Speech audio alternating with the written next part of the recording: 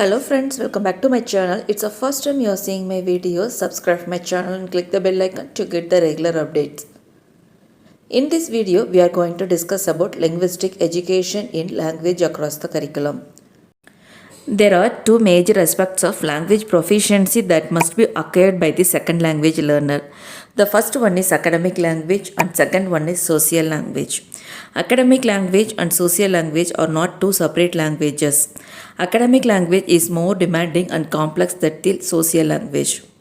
A language student with social language proficiency may not necessarily have the academic language proficiency. Academic language is a language necessary for success in school.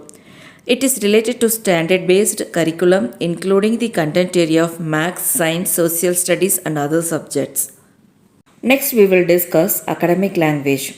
In academic language, we will see detailed notes on what is academic language and characteristics of academic language. Academic language we simply call it as CALP, stands for Cognitive Academic Language Proficiency. Cognitive academic language proficiency focus on proficiency in academic language or language used in the classroom in various content areas. Academic language is characterized by being abstract, content reduced and specialized. In addition to acquiring language, learners need to develop skills such as comparing, classifying, evaluating and inferring when developing academic competence. The academic language proficiency, it takes at least 5 years to develop CALP. The next one is characteristics of CALP. Here I list down some important characteristics of academic language.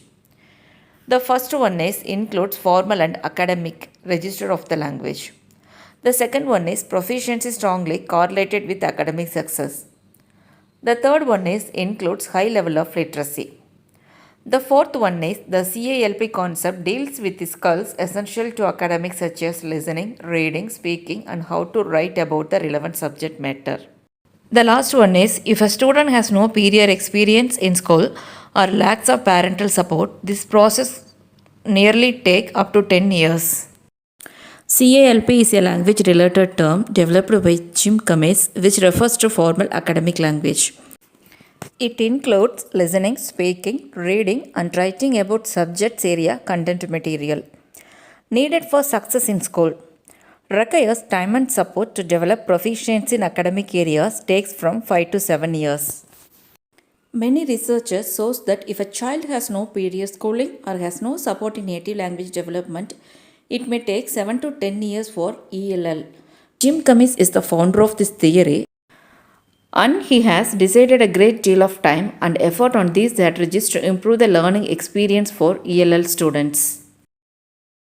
The next one of linguistic education is social language. It's also called as BICS. BICS stands for Basic Interpersonal Communication Skills.